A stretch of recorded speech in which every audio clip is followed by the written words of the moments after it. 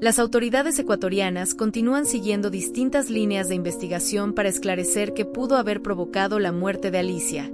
De acuerdo con una fuente, ambas mujeres mantenían una amistad cercana y estarían vinculadas a una red de microtráfico de drogas, y el jugador, como pareja de una de ellas, tenía conocimiento de las actividades de la peruana. No obstante, una indagación de un medio local señaló que un agente policial tendría conexión con una red de microtráfico asociada a grandes eventos. Una investigación del diario Extra, citando a un alto mando de la policía ecuatoriana, expuso que ella actuaba como dealer y que el crimen estaría relacionado con el microtráfico de drogas a gran escala para eventos. Cabe recordar que la información inicial sostenía que la mujer, la peruana Giselle Fernández de 39 años, presuntamente prestaba grandes sumas de dinero, hipótesis que aún forma parte de las primeras líneas de investigación policial.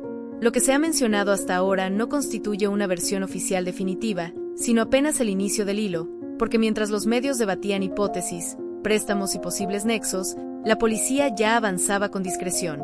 Sin cámaras, sin comunicados y sin margen de error, se tomó una decisión que alteraría el curso del caso. La vivienda vinculada a la mujer que murió junto a Mario Pineda llevaba días sellada de manera silenciosa, no por respeto sino por control, y esa madrugada varios vehículos sin identificación se ubicaron a distancia. Radios encendidas, chalecos ajustados, órdenes breves, avanzar por etapas, primero asegurar y luego revisar todo, porque no se trataba únicamente de una casa, sino de un posible punto clave dentro de una red que, según fuentes, no operaba a pequeña escala. La puerta no se abrió con llaves, se dio a golpes, uno tras otro, y los agentes ingresaron con rapidez, cubriéndose mutuamente y marcando espacios. Izquierda despejada, derecha limpia, suban. El interior resultaba perturbador, sin señales de actividad reciente, pero tampoco de abandono, todo estaba demasiado ordenado y eso encendió la primera alerta. En la sala había muebles costosos, en la cocina electrodomésticos de alto valor, nada parecía improvisado. Ese perfil no encajaba, comentó uno de los agentes. En el segundo nivel apareció algo más inquietante, teléfonos guardados por separado, sin chips y envueltos de forma individual. Recojan todo, fotografíen primero. Al mismo tiempo, en la planta baja, otro grupo examinaba el suelo. Un golpe seco con la bota produjo un sonido hueco. Detente. Vuelve a golpear. Hueco. No hicieron falta palabras. Marca aquí. En pocos minutos comenzaron a levantar parte del piso entre polvo, cemento roto y fragmentos, sin que nada apareciera de inmediato, y eso fue lo más inquietante. Si fuera algo pequeño ya habría salido, murmuró uno. La búsqueda siguió hacia las paredes hasta que una sección llamó la atención por su material reciente, distinto al resto de la estructura.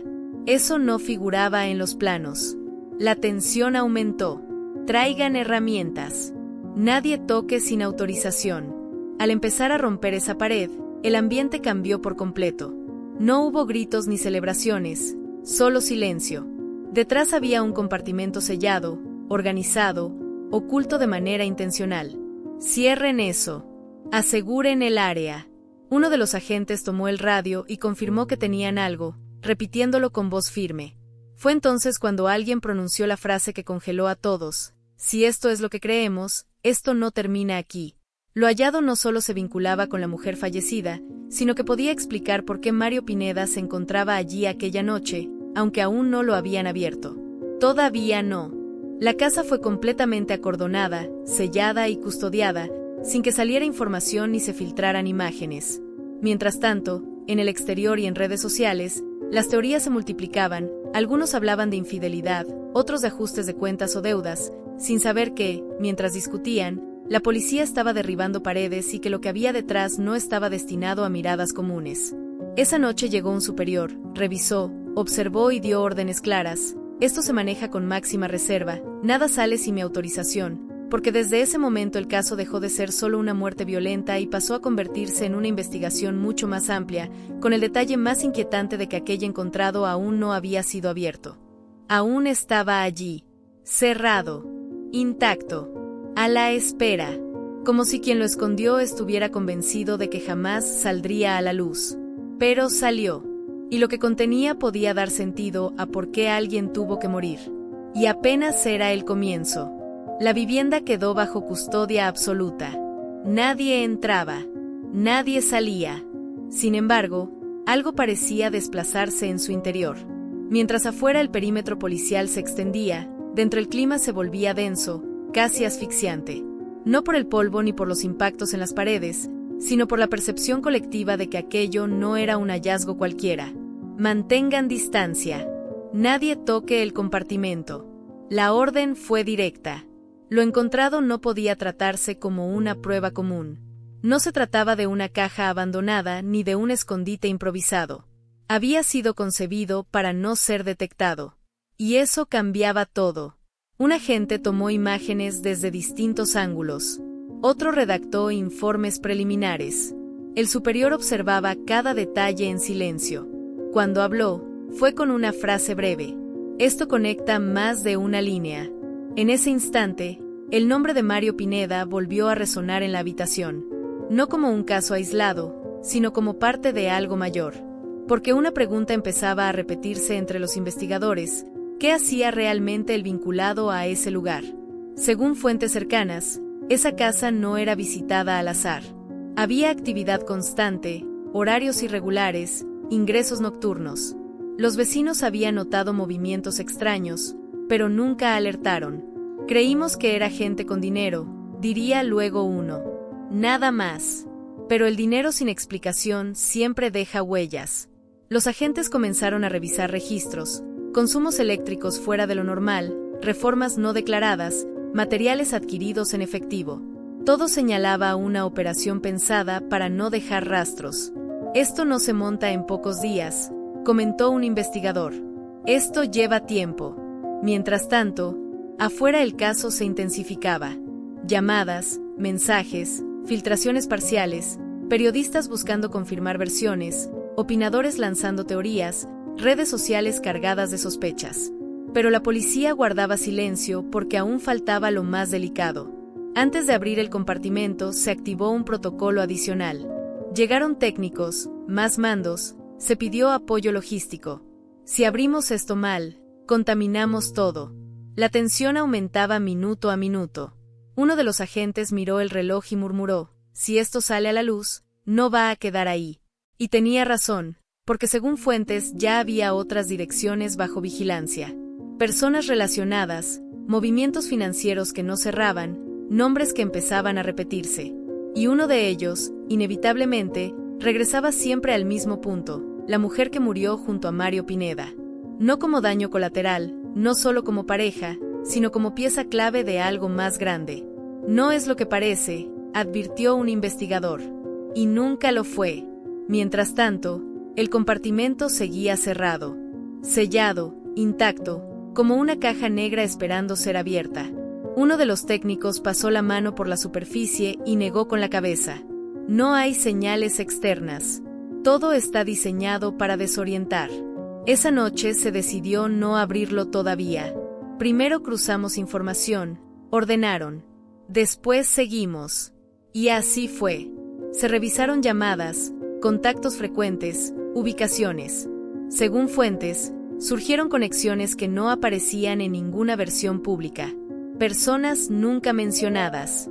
Lugares que jamás salieron en la prensa.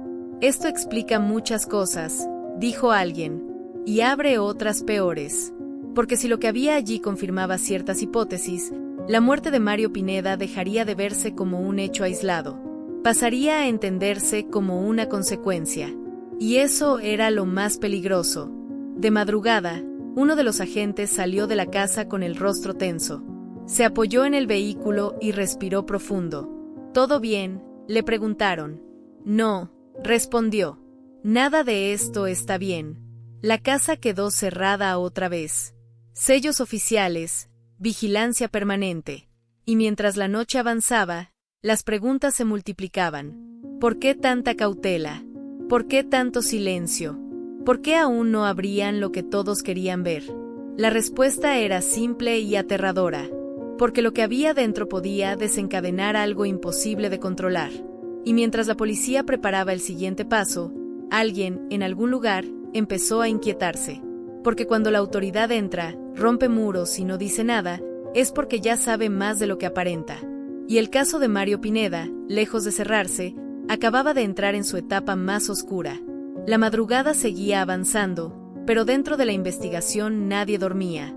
Mientras la casa permanecía sellada, algo comenzó a moverse fuera del perímetro policial. No eran rumores comunes. No eran comentarios en redes.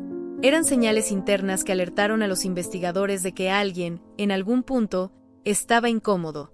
«Nos están llamando tanto», dijo un agente. ¿Quiénes eran? Personas que no deberían tener ningún tipo de información. Eso encendió la primera señal de alerta verdadera. De acuerdo con fuentes próximas al operativo, empezaron a recibirse contactos indirectos, mensajes vagos, comentarios envueltos en una supuesta preocupación. Individuos que preguntaban cómo avanzaba todo, si el asunto ya estaba resuelto, si se necesitaba algo más. Nada directo. Todo medido al detalle.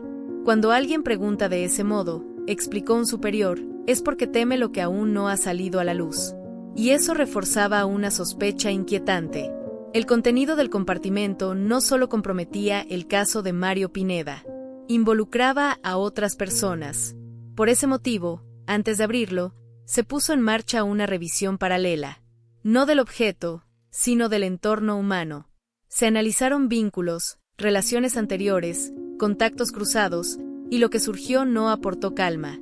Según versiones internas, el nombre de la mujer fallecida junto a Mario Pineda comenzó a aparecer en contextos que no encajaban con la imagen pública que se había construido de ella. No coincide, afirmó un analista. ¿Con qué? Con nada concreto. Movimientos financieros sin explicación clara. Viajes breves y reiterados. Apariciones en eventos donde su presencia no figuraba de manera oficial. No es una prueba, aclararon, pero tampoco es una casualidad. La presión crecía. En el exterior, algunos medios empezaron a mencionar nuevas hipótesis de investigación. Otros insinuaban que la policía había hallado algo serio, aunque sin precisar detalles. Dentro del equipo, se tenía claro que el tiempo no jugaba a favor. Si se espera demasiado, alguien puede adelantarse. Esa frase alteró el ritmo, porque, según las fuentes, existía un temor real a un sabotaje, a que alguien intentara ingresar a la vivienda, a que se buscara eliminar pruebas, a que ocurriera algo antes de la apertura oficial del compartimento. Por eso se resolvió avanzar. No completamente, pero sí un paso más. Los técnicos regresaron. Vamos a preparar el acceso, indicaron, aún sin abrir. Se retiraron capas externas. Se revisó el sistema de ocultamiento. Se identificaron refuerzos internos que no correspondían a una casa común. Esto no es doméstico, afirmaron. Es profesional. Y esa palabra quedó suspendida en el aire. Profesional. Al mismo tiempo, se abría otro frente. El de los testimonios no formales. Personas que no declaraban oficialmente, pero empezaron a hablar en voz baja. Vecinos. Conocidos. Gente que decía haber oído cosas. Ella no estaba sola, comentó alguien. Siempre entraba y salía gente, aseguró otro. No eran visitas normales. Eran breves. Silenciosas. Todo eso iba componiendo una imagen inquietante. No confirmaba nada, pero reforzaba la urgencia de saber qué había detrás del muro. Esa noche, un agente recibió una llamada inesperada. Ten cuidado, le dijeron. ¿Con qué? ¿Con lo que van a abrir? La comunicación se cortó. No quedó registrada de manera oficial, pero fue reportada. Esto ya no es solo una investigación, advirtió un superior. Esto es una advertencia. Desde ese momento, el protocolo volvió a modificarse. Más seguridad, más control, menos información circulando. Si alguien no quiere que esto se abra, dijeron, es porque no puede permitir que se vea lo que hay dentro. Y esa idea empezó a pesar. Porque mientras tanto, el caso de Mario Pineda seguía siendo percibido por la opinión pública como una tragedia pasional, un crimen violento sin mayores implicaciones. Pero dentro del equipo, esa versión ya no resultaba convincente.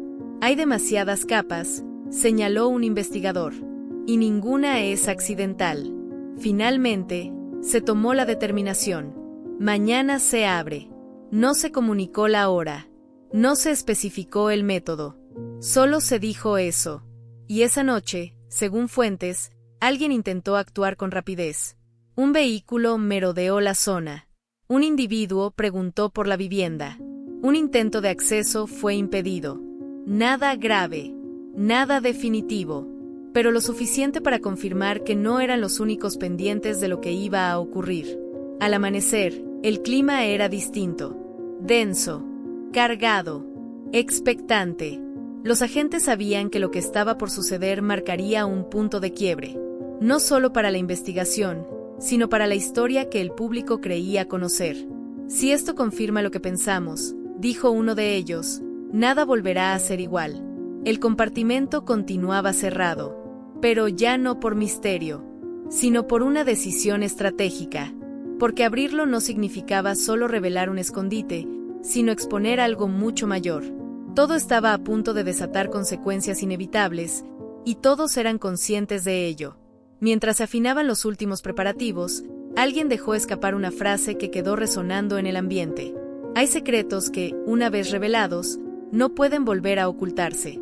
Con la vivienda cercada, los operativos listos y todas las miradas concentradas en ese lugar específico, el instante decisivo se aproximaba. El caso de Mario Pineda estaba a segundos de entrar en su etapa más crítica, y lo que sucediera a continuación no tendría retorno. El amanecer apareció, pero lejos estuvo de traer tranquilidad. La casa permanecía inmóvil, envuelta en un silencio denso y extraño, como si sus muros aún conservaran el eco de lo ocurrido horas antes. Los agentes comenzaron a retirarse lentamente. Las luces intermitentes se apagaban una a una, las cintas amarillas seguían delimitando el área, y algo resultaba evidente: ya no era una vivienda común, sino un lugar señalado. Los vecinos seguían despiertos, observando desde ventanas, balcones y detrás de cortinas. Algunos grababan, otros hacían llamadas, otros apenas murmuraban. Aquí pasó algo grave. Esto no es normal. Esto recién comienza. Nadie vio salir a Mario Pineda, ni detenido, ni libre, ni herido, ni sin vida. No salió, y eso era lo más perturbador. Los rumores se propagaron más rápido que cualquier informe oficial. Apenas clareó el día, las versiones se multiplicaron. Algunos afirmaban que él nunca residió allí, que la casa era solo una puesta en escena. Pero había un hecho imposible de negar: la policía ingresó con todo. Buscaban algo concreto y se marcharon sin lograrlo. Un agente, sin advertirlo, murmuró una frase al quitarse el casco: «Esto no termina hoy». Y esas palabras cambiaron todo. Lo que no apareció resultó más relevante que lo hallado.